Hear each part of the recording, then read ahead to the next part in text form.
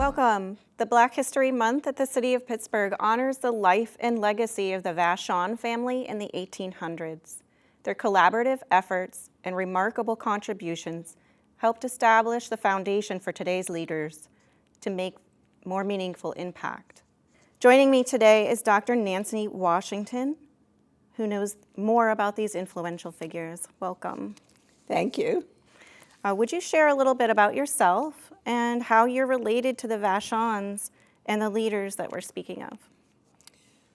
Thank you. Yes. In the 1830s and in the 1840s in Pittsburgh, there were several Black families that were committed to service, committed to their community, and very important leaders in the community. John Vashon was one of those. He was a successful businessman. He owned a bathhouse. He owned a barber shop. And he started an anti-slavery movement in his own home. As well as John Vashon, at the same time, there was Lewis Woodson. Lewis Woodson was a leading abolitionist of the time. He was also a successful businessman. He too owned barber shops. At one time, he and his sons owned 5 barber shops in Pittsburgh. Another one of the leaders was Bishop Benjamin Tucker Tanner. Bishop Tanner was a preacher, he was a teacher, and he was also the father of the internationally acclaimed artist Henry Ossawa Tanner. So these leaders in Pittsburgh were committed to what they were doing, and their influence has crossed the country and has sifted down through the generations. And so in the Vashon family, Francis Atkinson was one of the founders of the Links. The Links is a national organization, 300 chapters across the U.S. and abroad. Francis Atkinson was one of the founders of the Links and in the Vashon family. Courtney Duckrey, who is my mother, was also one of the founders of the Links, and she is part of the Woodson Tanner family because Bishop Benjamin Tucker Tanner's sister married Lewis Woodson's son. And so into that family, so Courtney Duckrey was part of that family. And so these women were in Philadelphia in 1946, were founders of the Links. That's so wonderful. Not the only founders, right, but part of a founding group. Right. So I love that your story, it's an actual literal link to the past, and it's a link to your involvement in something that I was excited to learn about as well. So can you tell us a little bit about the Links and your involvement there? So the Links is an organization, as I said, of African American women committed to service to their community and also to friendship. I joined the Links in 1967 in Philadelphia, where I was living. And so it was the chapter that my mother belonged to. And Sarah Scott was a good friend of my mother's, and she and Margaret Hawkins were the 2 actual founders of the Links. And she said to my mother, she said, well, it's time for my daughter, Marjorie, to join the Links, and so you should have your daughter, Nancy, join the Links. And so I joined the Links as a pretty young woman in 1967. And then in 1968, the next year, I moved with my husband to Pittsburgh and joined the Pittsburgh chapter of the Lynx, and found the women to be very open, very friendly, very beautiful and accomplished, and also dedicated to service for their community. That's great. So tying you into this conversation a little bit, in one of our many conversations with the third great grandson, Paul Thornell, of John B. Vashon, I said, all of these amazing men, we're talking about all of the contributions that these men have made. Where are the women? Who are the women in your family? They have had to have done also amazing things. And he said, well, my grandmother, Frances Atkinson, was one of the founders of the Philadelphia Lynx. And so we started talking about that. And then that connected me to see you all have a chapter here in Pittsburgh. And I spoke with President Kanika, and she said, you need to speak with Dr. Washington, because you'll be surprised about her history and how she was connected with the Vashons. And her service here, she's a platinum member. You have a special title there, right? Well, it's because I've been living so long, I guess.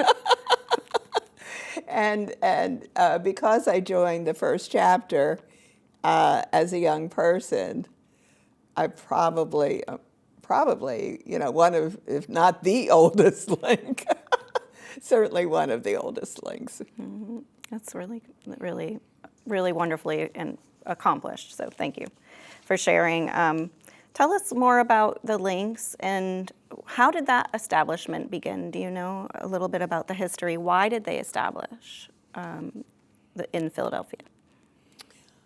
Philadelphia had a large number of African Americans because it was the place where many people came after slavery, and they were free, and they were they were educated, and so they were able then to have the time, to have the resources, to look out for others around them. And there were men's organizations. There was a professional fraternity, Sigma Pi Phi. My father belonged to that, and also Dr. Atkinson, Frances Atkinson's husband. And they too were leaders in the Philadelphia community. And I believe that, as you're saying, the women said, we have this ability as well, and we can serve as well. And so that was the reason for them bonding together. Right. And what are some of the pillars or the goals and priorities of Lynx? Friendship and service. Those are the two.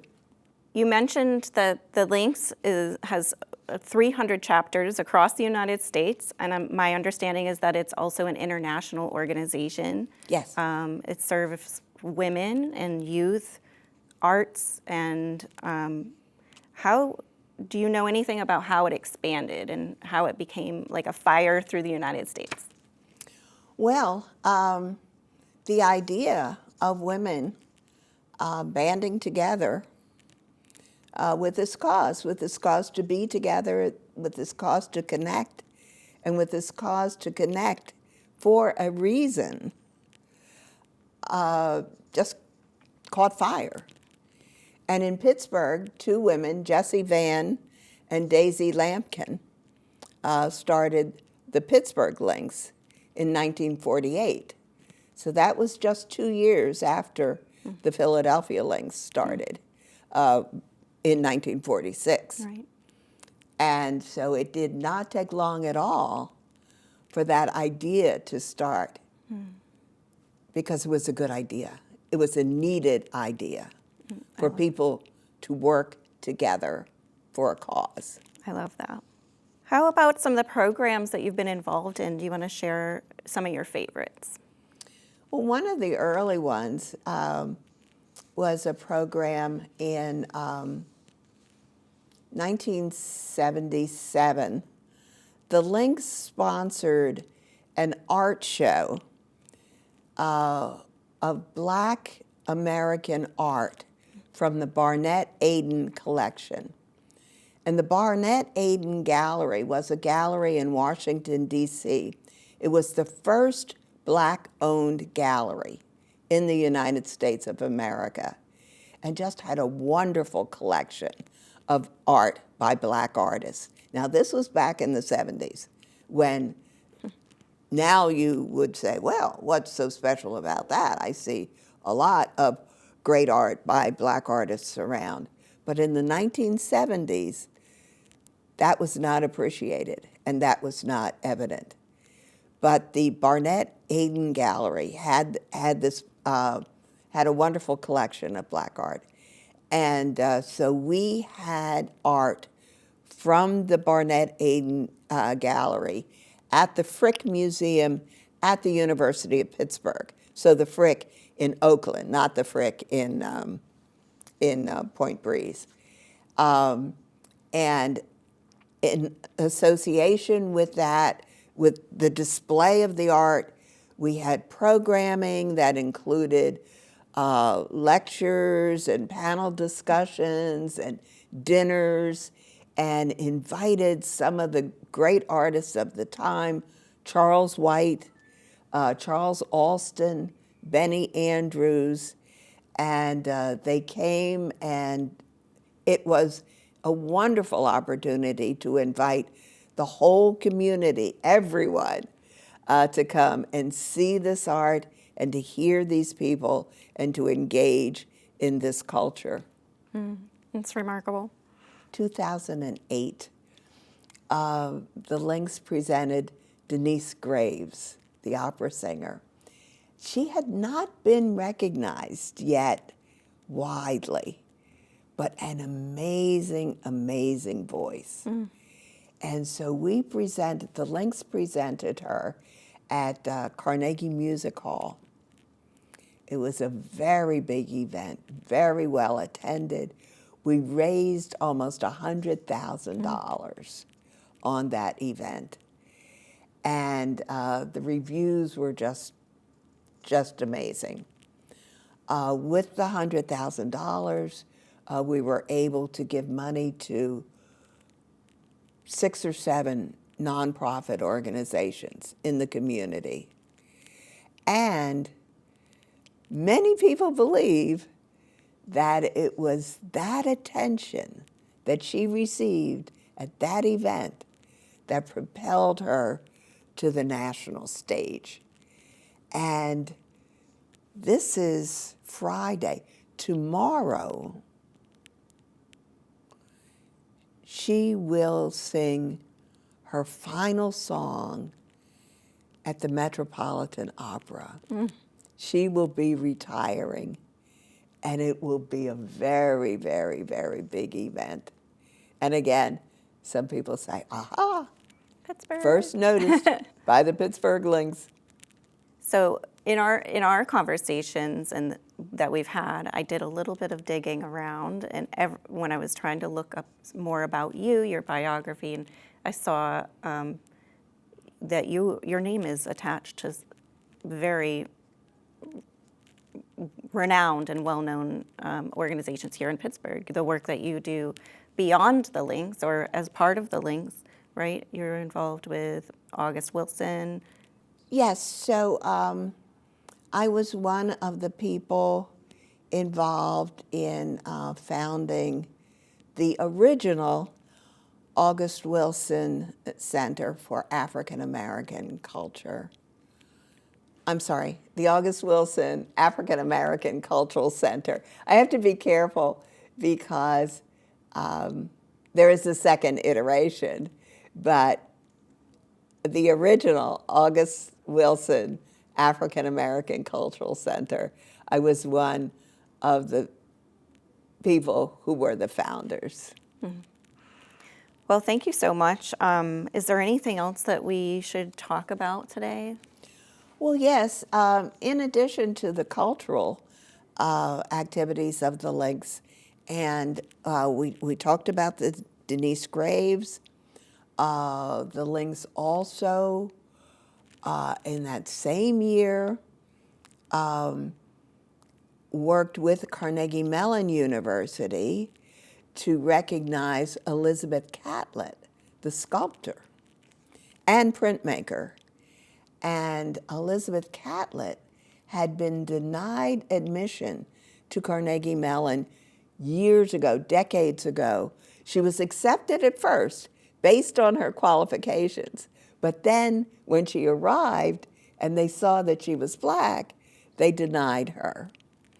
And so to sort of make up for that, Carnegie Mellon in 2008 with the Pittsburgh Links, we had a exhibit of her work, and she was awarded an honorary doctoral degree from Carnegie Mellon University, which was very amazing. Another arts event that we had was Anne Tanksley, the artist who depicted the life of Zora Neale Hurston. Mm-hmm. And we had that exhibit at the Pittsburgh Center for the Arts there at Shady and Fifth Avenue. Anne Tanksley's work, some of her work, was just recently acquired by the Carnegie Museum of Art here in Pittsburgh. So that was another. But we were not confined strictly to to arts events, although certainly we took pride in exposing the community to these great cultural arts events. But we also worked in education. We worked in health. So we had in education, we have done mentoring programs. One program that I remember was called the Walk in My Shoes program. And we worked with children, young girls at Westinghouse High School. And the women of the Links went to Westinghouse and engaged in conversations with these young women, and they exchanged stories. And so they learned more about what lives were like for these young girls at Westinghouse. And the young girls at Westinghouse learned more about what lives were like for women who were Links, for women who were lawyers, for women who were doctors, women who were college professors. And so this exchange of information was part of Walk in My Shoes. And Walk in My Shoes actually got the attention of the National Links Foundation, and they funded part of the Walk in My Shoes as well. Now, the Pittsburgh Links are having a speaker series on wellness, and so we've talked about mental health wellness, physical health wellness, and financial wellness. And so a series of speakers at that time, and this is going on right now. So it's cultural activities, educational activities, health activities, all for community. And if somebody wanted to bring you into a school, or is that a possibility that they could reach out to Links and request them to do a program with the school, or how do they get involved? Well, I suppose so, yes. That would be a good way. Okay. Anything that the Links needs from the city of Pittsburgh, any support, or how do we help you all grow, or just is there anything you'd like to share about how we help you and support this organization? Well, that's a wonderful question. because we certainly do believe in partnering. As you could hear, that has been the way we have operated in many cases, in partnering. We have worked, for example, with libraries, the library in Homewood, the library in the Hill District. The city of Pittsburgh, of course, has a lot to do with the maintenance of those libraries, of those spaces of learning. And so that would be interesting to have a city links partnership around libraries.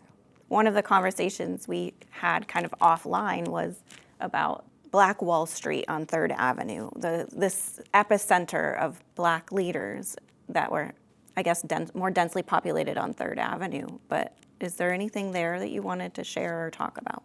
I don't know. So I don't have that personal history because I did not grow up in Pittsburgh. But I certainly have read, again, through Mark Whitaker's book about these leaders in the 1830s, 1840s, and do know that almost unlike today, they owned things. They owned businesses. They owned hotels. They owned, as I said, barbershops, restaurants, and again, at the same time, they were social activists. They were abolitionists. This was when slavery was still legal, 1830s. Mm-hmm. So they were places of the underground for the Underground Railroad. They were working with Lewis Woodson, worked with Martin Delany. He worked with Frederick Douglass. And at the same time, worked with the community and owned these businesses. This is pretty amazing time. It's extraordinary. Thanks. Thank you. Oh, and you mentioned women. So what were the women doing? You're right. Yeah, what were the women doing? Okay, so let's go back to old Lewis Woodson and his wife, Carolyn. So what was she doing? Well, she had a millinery store. She was making wigs and hats and selling them. So she, too, was a businesswoman. Oh, yeah, that's remarkable. The women in the Vashon family were also contributing as educators. Susan Paul Smith Vashon was a teacher at one of the first colored schools in Pittsburgh, and she and Catherine Delany were involved in helping to set up sanitary stations for the Black soldiers of the Civil War. So yeah, the women were very much a part of this history, and I thank you so much for being here to share that with us. Exactly.